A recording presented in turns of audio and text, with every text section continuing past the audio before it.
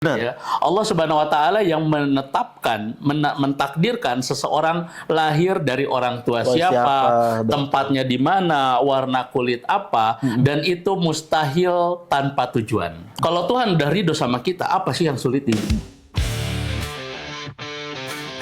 Assalamualaikum warahmatullahi wabarakatuh. Selamat datang di Muslim Core, teman-teman. Iya, sama Bang Rezal di Harisman di sini. Saya sebagai host pengganti. Jadi kalau misalkan teman-teman melihat kameranya Gabrat sebelah nih, jadi mohon dimaafkan gitu ya. Saya kan biasanya melihat Muslim Core ini ideal dua-duanya gitu ya. Cuman sekarang saya menggantikan dulu lah substitute karena beliau sedang sakit. Kita doakan semoga cepat sembuh teman-teman ya. Bang Reza, apa kabar? Alhamdulillah. Sama alhamdulillah sekarang ya Bang Reza. Saya tadi dipanggil langsung nih untuk masuk ke Muslim Core dari PDKT. Betul. Siap. Tapi seperti biasa teman-teman, Muslim Core ini adalah konten yang bakal ngebahas respon-respon mengenai tentang video-video viral yang bakal dibahas secara POV keislamannya gitu Pak Reza ya. Yang mungkin nanti bakal lebih banyak banget untuk dibahasnya lebih lanjut lagi sama Bang Reza tentunya dari POV Islamnya. Cuman buat akhir-akhir ini kan baru kemerdekaan nih Bang Reza. Oh iya. Dikit dong spill tentang kemerdekaan, apa yang akhirnya Bang Reza mungkin pikirkan tentang Indonesia segala macam. Ada komentar nggak tentang kemerdekaan? Saya teringat tukang cukur yang dipaksa untuk pasang bendera. Iya itu ya. Ngeganggu orang lagi kerja ya. Saya perlu tegaskan ya bahwa berpendapat Indonesia belum merdeka itu adalah pendapat yang dilindungi oleh konstitusi. Dilindungi oleh undang-undang. Jadi jangan memaksa bahwa harus mengatakan Indonesia merdeka. Karena pada faktanya pun nggak bisa disalahkan orang yang mengatakan Indonesia belum merdeka. Ya. Kalau dikatakan Indonesia udah merdeka dari penjajahan gaya lama, betul. Kalau dikatakan Indonesia sekarang masih terjajah dan belum merdeka juga nggak bisa dikatakan salah. Benar. Kita masih terjajah kok. Iya. Ya, jadi hargai perspektif orang. Karena memang kita perlu melihat negeri ini secara jujur dan secara lebih kompleks ya Kang Reza. Betul. Ketika upacara kan lihat pejabat bisa upacara dengan tenda yang teduh, angin yang sepoi-sepoi dan juga deretan makanan yang mewah-mewah. Sementara rakyat masyarakat itu harus panas-panasan. Menurut saya itu pun sesuatu hal yang tidak menunjukkan kalau kita ini merdeka. Begitulah teman-teman ya. Cuman kalau misalkan lebih jauh lagi nanti masalahnya kita bakal membahas tentang kemerdekaan. Enggak nih, kita bakal hibur-hiburan lah sekarang ya. Maksudnya itu ya udah momen kemerdekaan memang akhirnya seperti itu, teman-teman yang merasakan jiwa nasionalisme dan lain-lainnya selalu ditumbuhkan. Cuman ini kita langsung aja ke video yang pertama. Biasanya saya yang nunjukin di sana, cuman ya apa-apa sekarang saya di sini juga kepada saya. Sorry banget Bang Reza. Lanjut kita ke video pertama. Oke, ini adalah karosel Kang Reza. Bang Reza. Ini likes-nya banyak. Pria 21 tahun mengaku menolak bekerja karena saya tidak pernah minta untuk dilahirkan. Katanya nih orang tua saya memaksa saya lahir ke dunia. Jadi merekalah yang seharusnya menanggung biaya hidup saya. Wah, ini gimana karena ini apa ya? Maksudnya durhaka iya gitu. Ini orang ini kayak durhaka iya. Terus kayak untuk melihat perspektifnya ada benernya juga dilihat dari POV sekarang. Menurut Bang Reza sendiri kayak gimana nih? Ini sudut pandang yang unik sebenarnya Kang Ilham ya. Tapi kalau dipikir-pikir kok bener juga ya. Iya gitu loh. Jadi kayak bener nih gitu. Sebenarnya ada benernya juga. Aduh sorry keplay. Nah terkait dengan bahwa tidak seorang pun minta dilahirkan ke dunia itu betul adanya. Benar. Namun ada realitas juga bahwa tidak semua orang tua pun ya dengan melakukan hubungan lalu kemudian bisa hamil lalu melahirkan anak. Betul. Dua realitas itu menunjukkan bahwasanya tidak sepenuhnya ya kelahiran seseorang di muka bumi itu ada peran dari manusia. Ada peran dari manusia. Betul. Ada orang yang yang sudah 10 tahun, 20 tahun itu tidak dikaruniai anak padahal kemudian kasurnya udah kurang bergoyang gimana. Tapi ada juga orang yang belum menikah, tekdung ya di luar nikah tiba-tiba dapat lahir gitu. Anak. Betul. Kita dihadapi pada satu kenyataan bahwa ternyata kehidupan ini begitu banyak hal-hal yang di luar kendali kita. Benar. Nah, jika kemudian bro ini ternyata memandang bahwa dia tidak minta dilahirkan di dunia sehingga konsekuensinya ya dia tidak mau bekerja dan dia minta dibiayai oleh orang tuanya, ya bisa dibayangkan jika sudut pandang ini diadopsi oleh miliaran Jutaan orang hidup di dunia ini. Aduh, bener juga ya. Betapa banyak baby boomers yang menderita di muka bumi ini akhirnya. Iya, benar. Nah, itu maka kemudian kita harus sadar bahwa ternyata bukan orang tua kita sebenarnya sepenuhnya menginginkan kita hidup di dunia, melainkan ada keinginan di luar dari kendali manusia. Siapa itu? Yaitu Tuhan. Benar. Ya. Allah Subhanahu Wa Taala yang menetapkan, mentakdirkan seseorang lahir dari orang tua siapa, tempatnya di mana, warna kulit apa, dan itu mustahil tanpa tujuan. Oke. Ya, maka semua manusia hidup di dunia itu pasti ada tujuan. Maka manusia perlu ada bimbingan nih, bimbingan dari di luar nalar manusia, yaitu yang kita kenal dengan istilah wahyu. Ya. Maka manusia bakal mengetahui dari wahyu tersebut, oh saya diciptakan untuk tujuan apa, apa maksud hidup, dan apa yang boleh dan apa yang tidak boleh. Nah, dan wahyu itu udah gampang banget diakses ya. Betul. Maksudnya seperti ada Al-Quran Duo Latin, Al-Quran Duo Arabik. Maksudnya kenapa tidak mengakses itu? Gitu kan. Betul. Maksudnya tinggal dibaca loh gitu. Tapi berarti peran-peran untuk manusia masuk ke dunia itu memang udah ada ya, Bang Reza ya, untuk akhirnya dituliskan sebagai apa, sebagai apa atau kita mencari. Betul, di dalam Al-Quran itu kan sudah ada kesepakatan ya bahwa Anda diciptakan di muka bumi ini untuk pekerjaan ini, lalu kemudian dia mengatakan saya terima ya tugas tersebut, lalu kemudian dia dilahirkan, meskipun itu kondisi manusia terlahir di dunia itu dalam kondisi diriset ya oleh Tuhan, sehingga dia tidak paham, tidak sadar, dan tidak ingat apa yang sudah terjadi sebelum kehidupan dunia ini atau sebelum dia terlahir di muka bumi ini. Namun kemudian itu tadi ada akal ya, yang itu kemudian akan membimbing manusia untuk berpikir apa sih tujuan hidup saya. Nah, maka ini pentingnya kemudian orang yang dewasa itu berpikir tentang akidah, Kang Ilham. Akidah itu kan diambil dari kata aqada. Aqada itu sesuatu yang mengikat. Ya, sesuatu yang mengikat hidup manusia itu, sehingga manusia itu bisa mengurai simpul kehidupannya, sehingga dia bisa menentukan tujuan hidup saya ini A, B, C dan sebagainya. Kalau buat orang-orang yang masih kebingungan gitu, Kang, Bang, maksudnya kayak orang nih udah ini kan banyak banget kayak pengalaman tuh kayak gua kayaknya udah mau sukses di hal ini, ternyata enggak jadi sukses. Terus akhirnya dia tuh kayak kebingungan, apa sih sebenarnya yang Tuhan pengen untuk saya gitu kan, kayak banyak yang mengeluh seperti itu, Bang, gitu. Ya kan sebenarnya prinsipnya hidup manusia di muka bumi itu adalah dalam rangka menggapai keridoan dari Tuhan. Tuhan itu ridho sama kita. Kalau Tuhan udah ridho sama kita, apa sih yang sulit di muka bumi ini? Apa yang jadi masalah di muka bumi ini? Ketika kita sudah dekat, kita sudah jatuh cinta, dan kita dicintai oleh zat yang memiliki kita, alam semesta ini dan segala macam kekayaan yang ada di dalamnya. Jadi apa yang harus kita khawatirkan akhirnya? Maka kemudian di sini pentingnya juga kita meluruskan makna kesuksesan. Apakah sukses itu melulu terkait dengan capaian dunia? Materi, apakah sukses itu tentang materi? Apakah sukses itu melulu tentang pekerjaan, karir, tentang aset?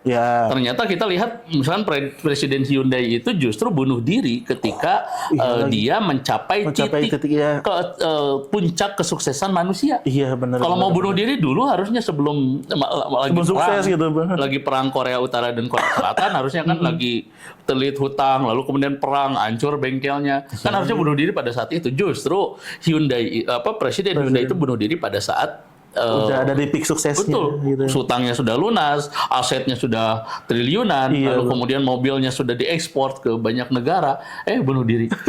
Artinya ada keresahan, ada kekosongan hatinya ketika kemudian segala macam kenikmatan dunia itu dia udah capai. Artinya bukan itu tujuan hidup sebenarnya. Betul. Gitu. Tapi ini kan postingan itu menarik banget ya, Bang, tentang sandwich generation yang memang akhirnya harus berbakti kepada orang tua dan lain-lain segala macam lah gitu, Bang. Cuman kan ini akhirnya dia tuh membalikan fakta gitu. Orang tua tuh yang seharusnya tuh kayak menafkahi kita, karena kita tuh nggak pengen ada di dunia ini. Karena mereka dia ini nggak tahu kan gitu, kita udah punya akad gitu sebenarnya. Tapi in a way sebenarnya hubungan dari manusia atau anak atau ke orang tua tuh, kewajiban orang tua ke anak tuh batasnya itu kayak gimana sih, Bang? Yang pertama, ketika anak itu belum balik ya, maka kemudian segala macam keperluannya, segala macam kehidupannya itu kemudian wajib dibantu oleh orang tuanya. Baik itu dari sisi pendidikannya, dari sisi kebutuhan pokoknya, perlindungannya, dari segala macam ancaman-ancaman mara bahaya, itu semua ada di kewajiban orang tuanya. Namun ketika anak ini sudah dewasa, maka kemudian anak tersebut wajib untuk bisa melayakan kehidupannya sendiri sebenarnya pada dasarnya. Nah, ketika anak tersebut laki-laki, Kak Ilham, maka anak laki-laki pun punya kewajiban untuk membantu kehidupan orang tuanya di masa tuanya. Ada kewajiban. Ada kewajiban. Persentasenya itu kayak gimana sih, Bang? Kewajibannya. Jadi gini, anak laki-laki itu selamanya adalah anak dari ibunya. Kalau beda kalau anak perempuan. Kalau anak perempuan itu sudah menikah dengan seorang laki-laki, maka kemudian keutamaan perempuan itu bukan lagi kepada orang tuanya, tapi kepada suaminya. Betul. Tapi kalau laki-laki sudah menikah, maka keutamaan laki-laki itu bukan lantas kemudian jadi ke istrinya, enggak, tetap kepada orang tuanya, terutama ibunya. Kata Nabi kan, ibumu, lalu kemudian bapakmu. Nah, baru kemudian istrimu dan lain sebagainya. Ini menunjukkan bahwasanya ternyata tahta orang tua itu bagi anak laki-laki itu tetap ada di tahta manusia tertinggi ya setelah Rasulullah Muhammad SAW. Nah, maka kemudian berkonsekuensi pada kehidupan berikutnya itu adalah terkait dengan masalah beban kehidupan. Apalagi kita hidup di zaman yang tidak karu-karuan seperti sekarang ya. Maka pentingnya kita kemudian untuk bisa memperbaiki atau kemudian memiliki ya idealitas ekonomi, idealitas fasilitas kehidupan dan sebagainya yang itu kemudian paling enggak dalam taraf yang cukup dan layak untuk orang tua, itu adalah sebaik-baiknya posisi anak laki-laki. Cukup dan layak itu berarti berbeda juga dengan kapasitasnya gitu. Misalkan Bang kayak orang dapat gaji persentasenya itu ya memang akhirnya bukan saklek berapa harus kasih segala macam. Karena memang nggak dituntut untuk begitu juga sebenarnya, tapi yang paling pasti dalam hal ini semuanya tetap bisa dibicarakan. Tapi masa iya sih anak yang kemudian sudah punya penghasilan enggak membantu masih orang tuanya. Tapi enggak juga nggak bisa dituntut juga anak itu penghasilannya milik orang tuanya, enggak begitu juga. Semuanya masih bisa dibicarakan sebenarnya. Karena saya yakin orang tua yang baik ya pasti adalah orang tua yang enggak menuntut. Anaknya harus begini dan begitu. Gitu. Orang tua yang baik adalah orang tua yang sadar bahwa anaknya punya kehidupan juga. Ya, bahwa anaknya punya masa depan, anaknya punya kebutuhan dan sebagainya. Maka coba ketika anaknya itu paham posisinya dan orang tua juga paham posisinya, maka ini kan enak nih. Iya, betul. Kan sekarang begitu banyak ya anak yang sandwich generation, penghasilnya pas-pasan. Mohon maaf, ada orang tua yang nggak tahu diri. Orang tuanya nggak tahu diri. Sehingga kemudian ya seolah-olah dikooptasi semua penghasilan anaknya itu sama orang tua. Tapi mudah-mudahan itu enggak ya. Nggak terjadi ke teman-teman. Meskipun ada sebagian. Ya. Banyak.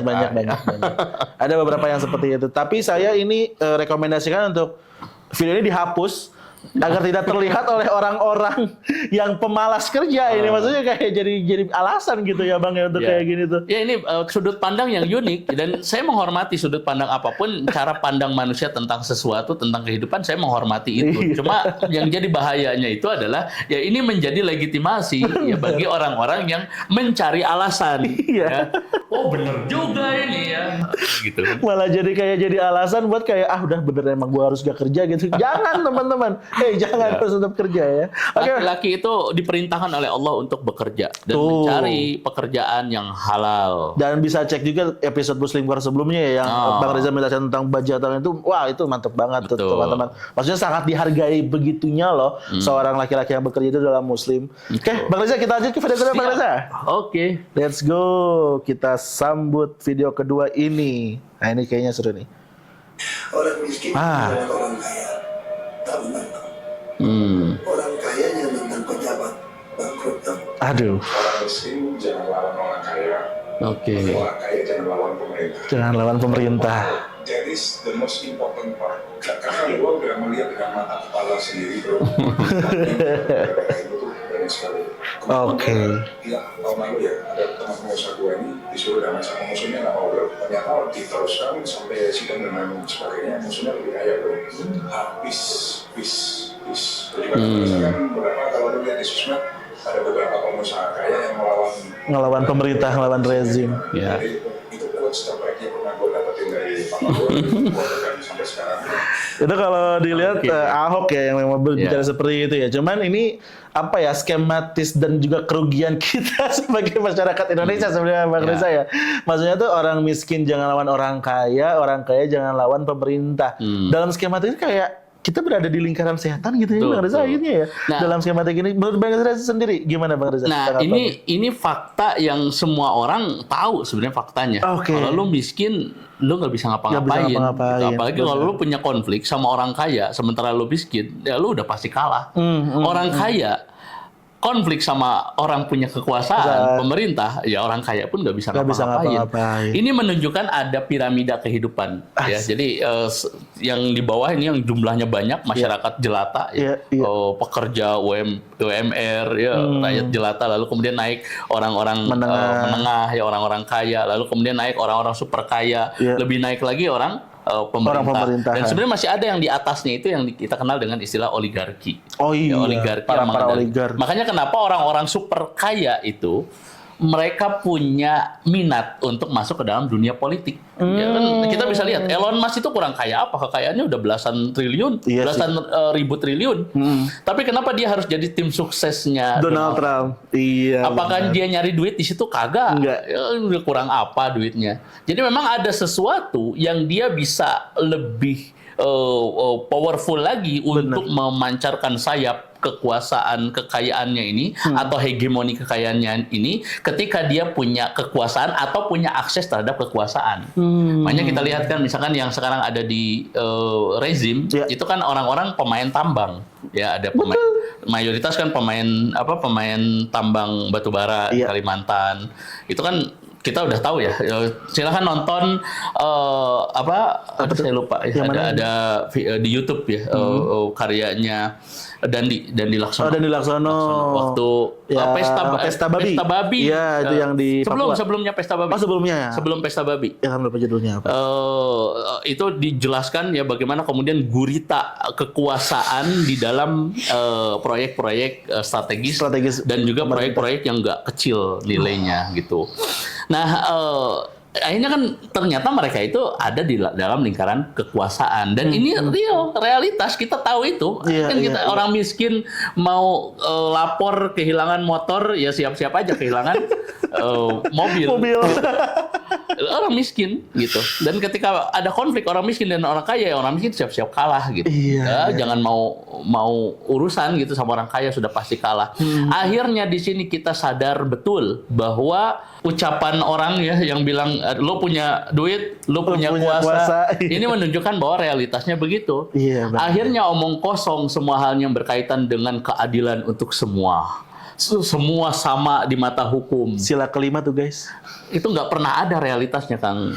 Sehingga yang disampaikan oleh Pak Ahok tadi itu menunjukkan realitas kenyataan. Jadi omong kosong orang bilang keadilan untuk semua sama di mata hukum. Lawang orang miskin kalah oleh orang kaya kalah oleh orang punya kekuasaan. Gitu. Padahal harusnya gimana konsepnya? Konsepnya itu adalah rakyat itu di atas segalanya. Pemerintah itu bekerja untuk melayani rakyat kan harusnya begitu. Ya mereka itu rakyat itu dia tetap rakyat itu nggak ada berganti gitu. Sementara pemerintah itu berganti. Ya 5 tahunan mereka diganti. Nah oleh sebab itu kok bisa konsep ini bisa berubah jadi seolah-olah rakyat yang melayani pemerintah. Itu sebabnya kenapa kemudian kekuasaan itu menjadi sesuatu yang dikejar-kejar di zaman kapitalisme sekarang. Betul. Sementara kalau kita lihat dalam sejarah Islam itu kan Umar bin Khattab itu ketika ditunjuk jadi khalifah, dia kan innalillahi wa inna ilaihi raji'un, pingsan. Kemudian dia ciuman, dia terbangun, lalu disampaikan Ibn Abbas, kamu jadi khalifah, kamu itu Amirul Mukminin sekarang, pingsan lagi dia. Gitu. Setakut itu, sengeri itu. Sampai kemudian di dalam kekuasaannya itu Umar bin Khattab itu membawa gandum ya untuk ngasih makan rakyat yang miskin. Lalu kemudian ajudannya bilang, "Wahai Amirul Mukminin, udah saya aja yang bawain." Kata Amirul Mukminin, kan kamu mau nanggung dosa khalifah, dosa Amirul Mukminin karena ada rakyatnya yang sampai kelaparan di malam hari ini? Nggak mau, ya udah biarkan saya yang menanggung gitu. Ini menunjukkan kalau gitu nikmat banget ya. Ini menunjukkan bahwa kekuasaan itu dalam Islam itu adalah perkara yang besar sekali. Gitu. Jadi bukan kekuasaan itu diorientasikan untuk memperlebar bisnis, untuk memperbesar atau scale up bisnis. Kan tidak seperti hari ini ya. Maka kemudian di sini harus kita jujur melihat bahwasanya keberjalanan kekuasaan, keberjalanan cara kita bernegara sudah betul-betul jauh dari apa yang harusnya kita jalankan sebagai manusia. Sebagai manusia bahkan ya Bang. Betul. Kan begitu ya, manusia itu dia akan berkumpul, berkomunitas, lalu kemudian secara otomatis manusia itu akan menunjuk siapa yang akan diangkat jadi pemimpin untuk mengatur urusan mereka. Betul. Jadi pemimpin itu, pemerintah itu, pejabat itu melayani rakyat. Betul. Nah, realitasnya sekarang kita rakyat yang melayani pemerintah. Pejabat dari pajak. Ya. Makanya tadi lagi-lagi tidak heran apa yang disampaikan oleh Pak Ahok tadi, orang miskin bertarung dengan orang kaya udah pasti kalah orang miskin. Tapi Ilham pengen tarik ke yang mungkin agak jauh nih Bang, perspektif Abang sendiri. Banyak banget yang kayak sekarang kan pemerintah sudah rusak sekali gitu ya Bang ya. Cuman masih banyak orang tua di luar sana tuh yang menginginkan anaknya jadi PNS. Ya. Ini sebenarnya kayak untuk keamanan, untuk apa segala macam ya Ilham, they don't know lah about itu. Cuman kita tuh dimasukkan ke dalam sistem yang rusak gitu Bang. Nah, perspektif Abang sendiri kalau misalkan punya anak yang emang pengen jadi PNS gitu Bang, atau kayak gimana Bang? Nggak salah sih. Nggak salah ya, saya juga termasuk anak yang dari SD, SMP, SMA terus didoktrin sama orang tua. Pokoknya nanti bekerja jadi PNS. Kenapa? Karena pandangan orang baby boomers ya, yang paling penting itu adalah sustainability kehidupan, kepastian ekonomi. Kalau udah jadi PNS itu kan tunjangan hidupnya, gajinya itu sifatnya udah tetap gitu. Iya, nggak ada PNS dipecat istilahnya begitu. Iya, negara bubar baru nggak ada PNS. Begitu. Nah, itu nggak bisa disalahkan sebenarnya pandangan orang tua seperti itu. Justru harusnya kita membuktikan bahwa meskipun saya tidak jadi PNS, toh saya bisa seperti ini gitu. Iya. Sementara banyak ya, ada fenomena di mana sekian persen orang yang bekerja di PNS itu kan terjerat judol, terjerat pinjol, betul lagi, terjerat cicilan-cicilan yang itu kemudian sampai dikejar-kejar oleh debt collector. Bahaya. Nah ini menunjukkan bahwa ternyata nggak melulu ya tidak sesettle itu juga kok. Betul. Gitu ya Bang. Ya nggak sejalan realitasnya itu selalu menunjukkan bahwasanya orang yang punya pendapatan sekian tuh selalu menjadi lebih baik daripada orang yang di bawah itu. Misalkan nggak juga gitu. Semua kembali kepada cara pandang kita tentang ekonomi. Makanya saya pernah kemarin-kemarin baca buku Psychology of Money. Oke, bagus. Itu menunjukkan bahwasanya ada orang jutawan ya istilahnya, ada orang super kaya, lalu kemudian dia belum mati pun sudah menyisakan utang sampai 14 juta dolar. Belum mati nih. Sementara ada orang kerja di SPBU, seorang sapu-sapu bersih-bersih, lalu kemudian dia mati, dia bisa meninggalkan warisan 8 juta dolar. Iya. Ini menunjukkan bahwa ternyata kepiawaian dia mengelola ekonomi itu nggak melulu tentang pendidikan, nggak melulu tentang penghasilan, nggak melulu tentang status. Bener. Ternyata itu adalah tentang bagaimana pendidikan orang tua, itu yang paling penting gitu. Nah, kembali lagi ke masalah tadi, Kang Ilham ya, bahwa ini yang harus kemudian kita sadari kenyataan ini dan nggak bisa kita normalisasi terus. Nggak bisa normalisasi. Sampai akhirnya sekarang kan masyarakat itu ketika ada persoalan, ada masalah, dia itu mengambil jalan pintas. Caranya gimana? Viralisasi. Iya betul. Ya. Asal diviralin dulu. Oh betul. Jadi no viral no justice. No viral no justice. Jadi akhirnya cari viralitas dulu karena udah nggak bisa diharapkan ke kepolisian misalkan ketika dia punya kasus, nggak bisa diharapkan ke pengadilan ketika dia punya kasus. Akhirnya harus cari jalan pintas ya ke viralitas itu. Akhirnya sekarang kan viralitas seperti seolah jadi tahta tertinggi. Orang-orang takut sama viral. Betul. Makanya juga takut sama viral tuh. Pekerjaan influencer itu menjadi sangat menjanjikan di zaman sekarang gitu. Nah, mending jadi influencer tapi kalau ke sliding dikit dia jatuhnya ampun-ampun penimbunan influencer. Betul. Intinya kondisi kerusakan seperti ini nggak bisa kita normalisasi, nggak bisa kita tinggal diam. Ini harus kita rubah dan masyarakat harus disadarkan bahwa nggak bisa ya melulu kemudian kita terus dikampanyekan keadilan untuk semua sama di mata hukum. Sementara realitasnya sebagaimana disampaikan oleh Pak Ahok tadi, orang miskin dengan orang kaya pasti kalah orang miskin, orang kaya dengan penguasa pemerintah udah pasti orang kaya kalah itu. Artinya menunjukkan pemerintah itu paling punya power, paling punya kuasa. Padahal mereka kita gaji, cangcutnya aja kita bayar. Nah, ya. Terus mau tenteng sama rakyat. Kan ini anomali yang harus kita dobrak. Anda yang duduk di istana dengan cangcut yang kita bayar, jangan kamu ya seperti itu. Oh, ke sini. Oh, ada 2 kamera sekarang. Nggak briefing, tidak apa-apa. Cuman ya seperti itu teman-teman. Jadi memang harusnya fenomena ini tuh tidak ideal dan memang akhirnya harus diidealkan. Kapan Bang kira-kira ya kita bisa Indonesia seperti itu? Udah 81 tahun nih masalahnya gitu loh. 81 tahun itu kan jadi pas banget ya. 8 gemuk, terus satunya kurus. Kayak kita nih 81 nih. Iya, betul. Kalau dari kamera 81. Penyelamatannya bagus sih. Saya tadi udah kepikir dengan foto. Tadi saya udah kepikir fotonya. Ger, munculin ya fotonya gitu. Tadi saya pengennya gitu. Nah, Bang, kita lanjut aja ke video yang ketiga. Ngomongin Indonesia nggak bakal ada beresnya. Misi, Bang. Oke. Tipe-tipe tetangga yang nyapa. Oh, penghasilannya di Bang beda-beda.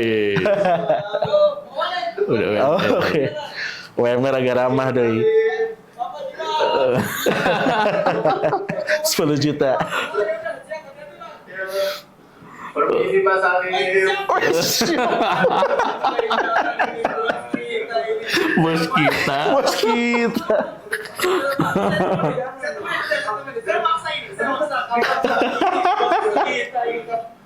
Kalau ada relate berarti Anda banget nih.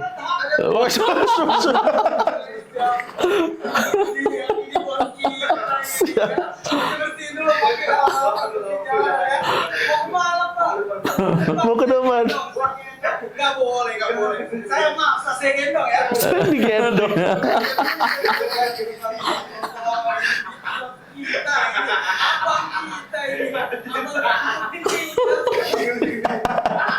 Dari jutek maksudnya udah diginiin loh.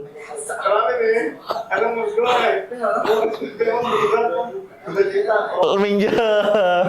Ada maunya.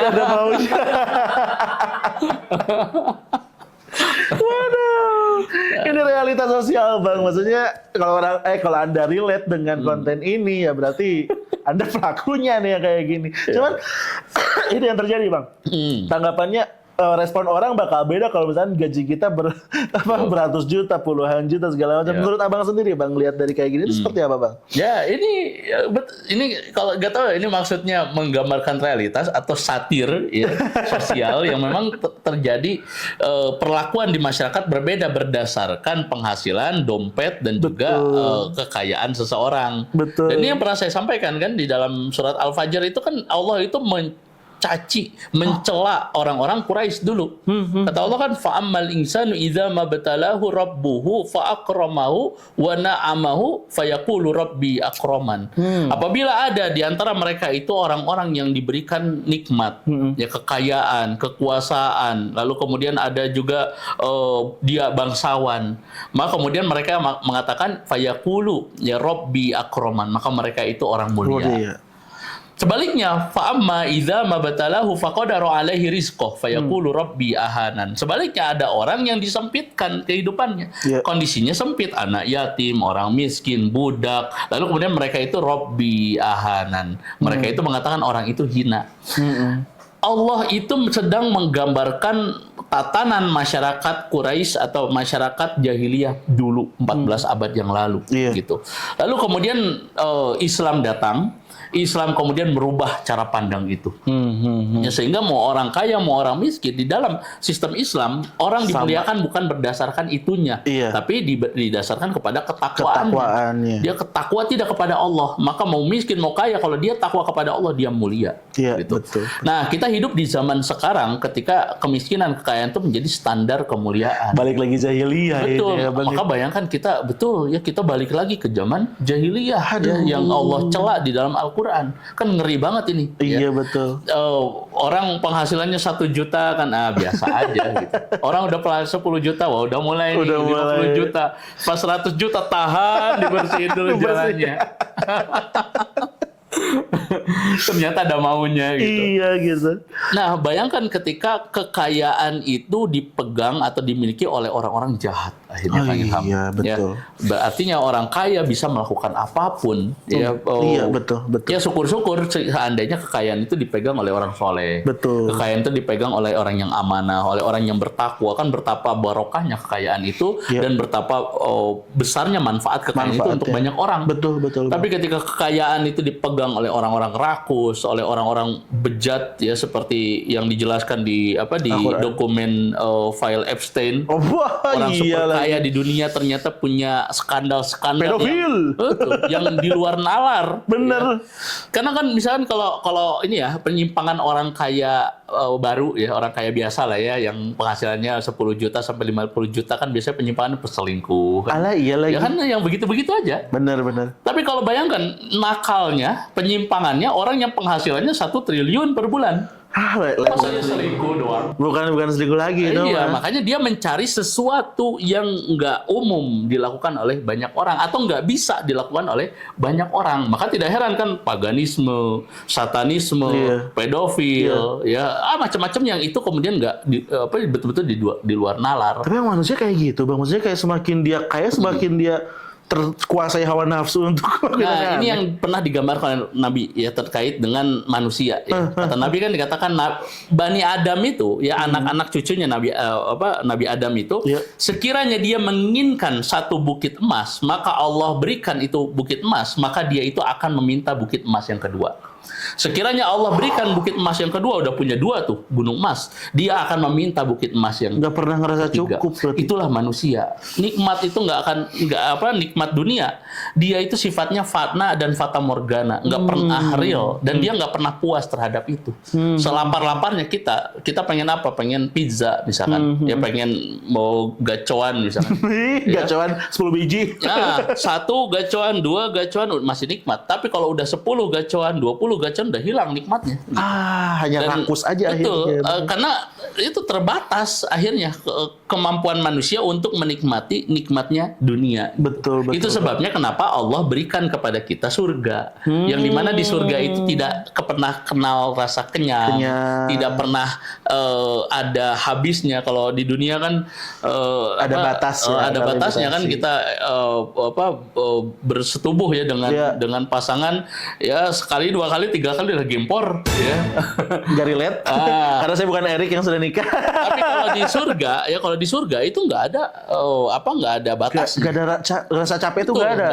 Minum Homer pun diperbolehkan di surga bahkan sampai kenyang nggak pernah mabuk. Berarti kayak sekarang dilarang tuh sebenarnya bentuk sabar buat kita di surga. Betul, ya. Makanya kata Nabi kan dikatakan ad-dunya sijnul mu'min wa jannatu kafir. Dunia itu adalah penjara bagi orang-orang beriman. Sementara dunia objek yang sama nih ya adalah surga bagi orang-orang yang tidak beriman, orang-orang kafir. Dunia itu sama, tapi dipandang berbeda oleh orang yang mukmin menganggap dunia itu penjara karena ada batasan-batasan, ada larangan, ada perintah.